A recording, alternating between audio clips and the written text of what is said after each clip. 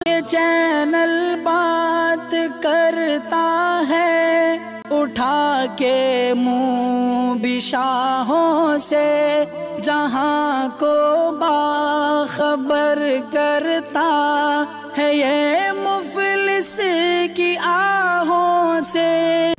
नाज़रीन गिरामी, अस्सलामु अलैकुम वरहमतुल्लाहि वबरकातुहू। सीधी बात के ताज़ा तरीन ख़बरों में आप लोगों का इस्तक़बाल है। आइए सबसे पहले आज की सुर्खियों पर नज़र करते हैं। कर्नाटक में तब्दीली मज़हब मुखालिफ कानून हुआ पास तो उन लोगों को नहीं मिलेगा कोटे का फ़ायदा। तेलंगाना एमएलसी इंतखाबात, सभी 6 सीटों पर टीआरएस ने लहराया फतह का परचम। महंगाई ने आवाम की कमर तोड़ दी, 30 सालों के आला सतह पर पहुंच गई थूक शरह महंगाई। बीजेपी लीडर की हिफाजत पर मामूल, एसपीओ अपने साथी समेत असलहा लेकर फरार, इलाके में अलर्ट जारी। टीएमसी ने राज्यसभा में रंजन गोगोई के खिलाफ दिया नोटिस बराए इस्तेहकाक। योगी जानते हैं कि गंगा आलूदा है, इसलिए गौता नहीं लगाया, अखिलेश यादव का तंज। बिहार ही नहीं यूपी में भी कोरोना टीकाकारी में बेजाब्तगी, मुर्दा खातून को मिली वैक्सीन की दूसरी खुराक। दिल्ली में ओमिक्रॉन के 4 नए मामले, मुल्क भर में केसेस की तादाद 45 से तजावुज़। सऊदी अरब की जानिब से तबलीगी जमात पर पाबंदी लगाना बिल्कुल गलत, दारुल उलूम देवबंद का शदीद रद्द-ए-अमल। इन्फोर्समेंट डायरेक्टरेट ने अतीक अहमद की जायदादें क़र्क की। कलकत्ता कॉरपोरेशन इंतखाबात, बीजेपी की अर्जी पर समाज से सुप्रीम कोर्ट का इनकार। तक़सीम हिंद तारीखी गलती, मुल्क के सभी मुसलमानों को उठाना पड़ा नुकसान, फारूक अब्दुल्ला का बयान। अफगानिस्तान में ड्रोन हमले की मुर्तकिब, फौजी जवाबदा नहीं होंगे, पेंटागन का बयान। वज़ीर ख़ारिजा की अरब इमारात रवानगी, हम उमूर पर तबादला ख्याल का इम्कान। तालिबान ने इस साल मावराए अदालत कत्ल में 100 अफराद मार डाले, अक़वाम मुत्तहिदा का बयान। लीबिया हुकूमती फोर्स हफ्तर मलेशिया के दरमियान झड़पें। ईरान हम जोहरी मामले में खदशात को दूर करने के लिए तैयार। हेट्टी पेट्रोल टैंकर में धमाका, 40 अफराद हलाक, 20 ज़ख्मी। अमरीका बगोलों और तूफ़ान की तबाहकारियों से जानी नुकसान में बदस्तूर इजाफा। सोमालिया फ़ौज ने माताबान क़स्बे अशबाब के कब्ज़े से छुड़ा लिया। नाज़रीन गिरामी, अस्सलामु अलैकुम वरहमतुल्लाहि वबरकातुहू। सीधी बात के ताज़ा तरीन ख़बरों में आप लोगों का इस्तक़बाल है। नाज़रीन गिरामी, मैं अंसार अज़ीज़ नदवी इस वक्त दुनिया भर से आई हुई कुछ अहम तरीन ख़बरों की तफसीलात लेकर आप लोगों की खिदमत में हाजिर हूँ। तफसीलात में जाने से पहले मैं आपको इत्तला कर दूँ कि आज के दोनों प्राइम टाइम शाये हो चुके हैं, जिसमें अहम तरीन ख़बरों पर तबसरा हुआ है। जिन अहबाब ने नहीं देखा, जाएँ देखें, दूसरों तक फैलाने की कोशिश करें, लिंक को शेयर करें। इदारे की मजबूती, नाज़रीन गिरामी, आप लोगों की मजबूती है और आप जानते हैं कि आपको करना क्या है। आइए बात करते हैं सबसे पहले ख़बर कर्नाटक की। कर्नाटक के वज़ीर आला बसवराज बोम्माई ने इतवार को इशारा दिया है कि तब्दीली मज़हब के मुसव्वदे को रियासती काबीना की जानिब से मंजूरी दी जाएगी और उसे बेलगावी में असम्बली के सरमाए इजलास में पेश किया जा सकता है। अगर कर्नाटक में तब्दीली मज़हब मुखालिफ कानून लागू होता है तो उसका सीधा असर पिछड़े तबके और शेड्यूल कास्ट के लोगों पर होगा। इस कानून के लागू होने के बाद पिछड़े तबके और शेड्यूल कास्ट के लोग हुकूमत की फलाही स्कीमा, तालीम और रिजर्वेशन का फ़ायदा खो सकते हैं। मुजवज़ा कानून में मुबैना तौर पर मज़हब तब्दील करने वाले लोगों को मजहबी अक़लियती मानने को मफरूज़ा कहा गया है।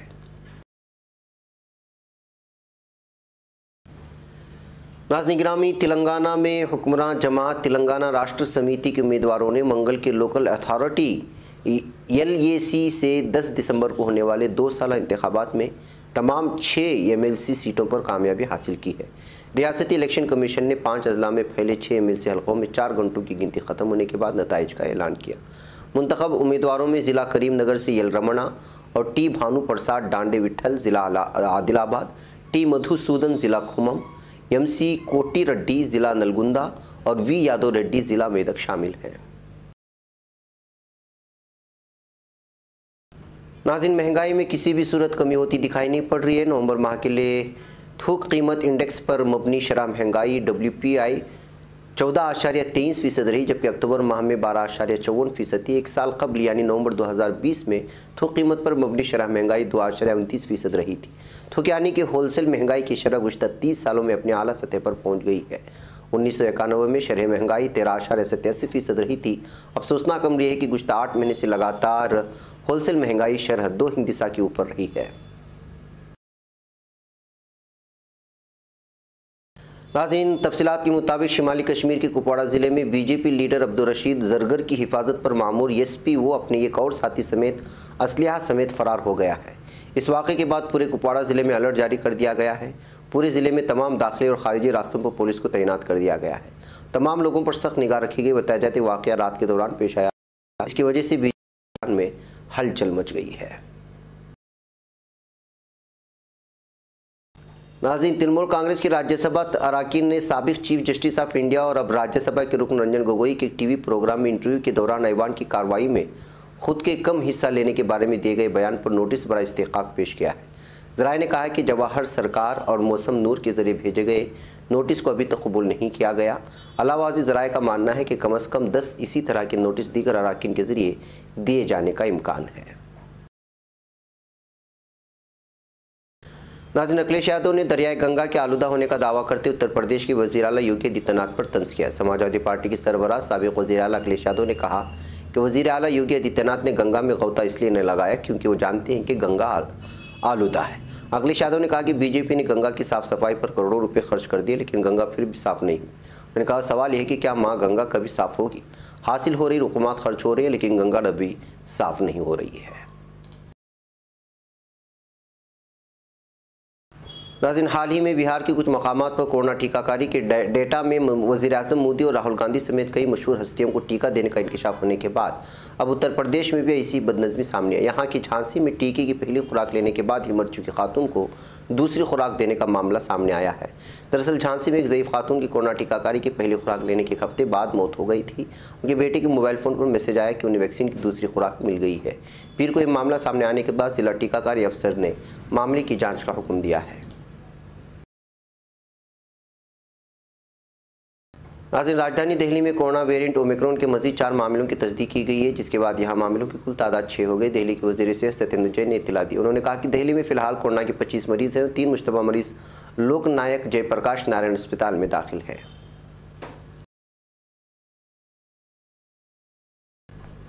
नाज़रीन, उत्तर प्रदेश की देवबंद में वाक़ मुसलमानों के बड़े तालीमी इदारे दारुल उलूम देवबंद ने सऊदी अरब की जानिब से तबलीगी जमात पर बैन लगा दिए जाने के फैसले की शदीद मुखालिफत की है।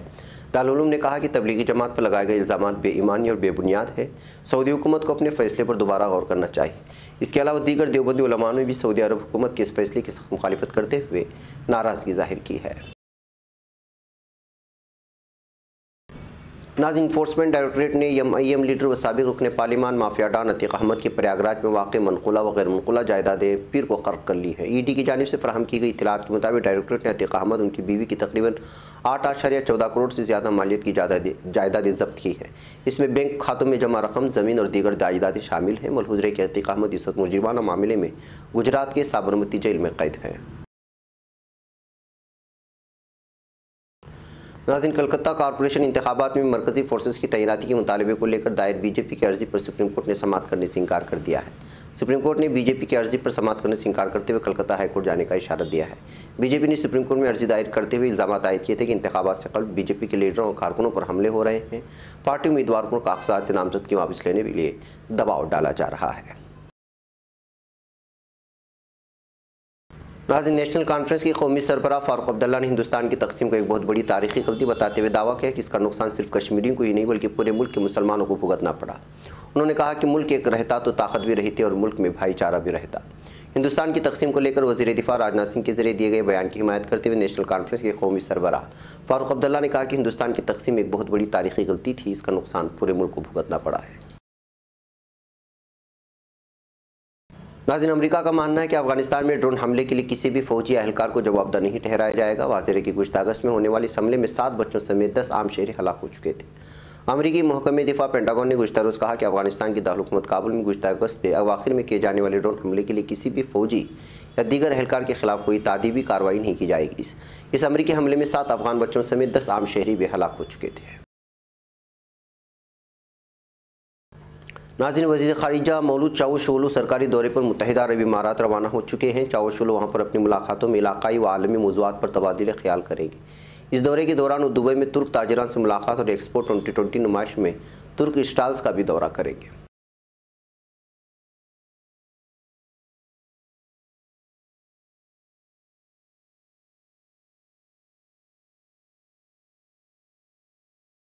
नाज़रीन, अक़वाम मुत्तहिदा ने कहा है कि इस बात की मुसद्दिक़ा इत्तलाहात हैं कि रवा साल अगस्त में तालिबान के अफ़गानिस्तान में कब्ज़े के बाद से अब 100 से ज़ायद अफराद को मावराए अदालत कत्ल किया जा चुका है, जिनसे ज़्यादातर के पीछे तालिबान हैं।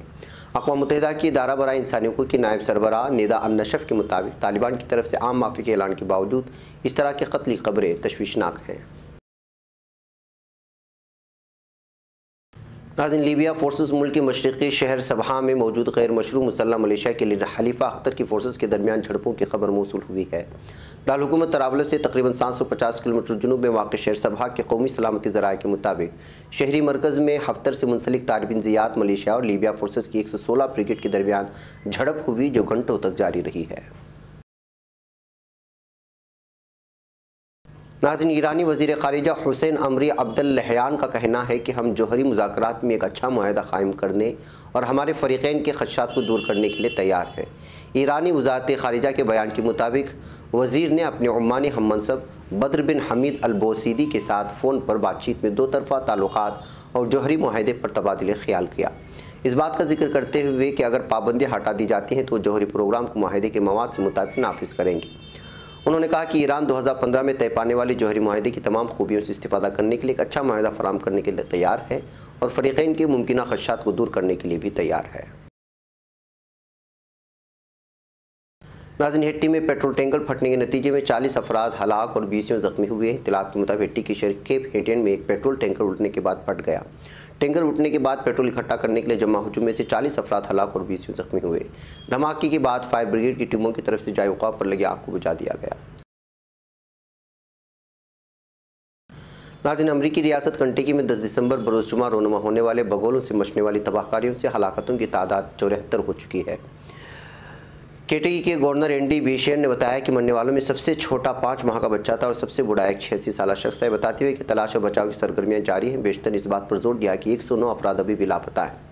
बताया गया है कि खित्ते में तबाही के बाद 27,000 मकानात और कारोबारी मराकज़ बिजली की सहूलत से महरूम हैं। तकरीबन 1,000 मकानात को नुकसान पहुँचा। हज़ारों अफराद बेघर हो चुके हैं, जिन्होंने आरिज़ी तौर पर दूसरे लोगों के साथ पनाह ले ली। मेफील्ड शहर तबाह हो गया है तो कई दूसरे शहरों को शदीद नुकसान भी पहुँचा है। नाज़रीन, सोमालिया फ़ौज ने माताबान कस्बे को तंजीम अशबाब के कब्ज़े से आज़ाद करवा लिया है। सोमालिया फ़ौजी हुकाम से मौसूला मालूमात के मुताबिक अशबाब ने कल सुबह गालमोडक के कस्बे माताबान पर कब्ज़ा कर लिया था, जिसके जवाब में फ़ौज ने ऑपरेशन किया और मकबूजा कस्बे का कंट्रोल संभाल लिया। गालमोडक के सहाफ़ियों में से मोहम्मद दीग ने कहा है कि फ़ौज और अशबाब के दरमियान शदीद झड़पें हुई। इलाके की रिहायशियों के मुताबिक दहशतगर्द तंजीम ने बड़े शहरों में करीब होने की वजह से स्ट्रेटेजिक अहमियत के हामिल कस्बे को तर्क करने से कबल पुलिस चौकी पर बमबारी की है।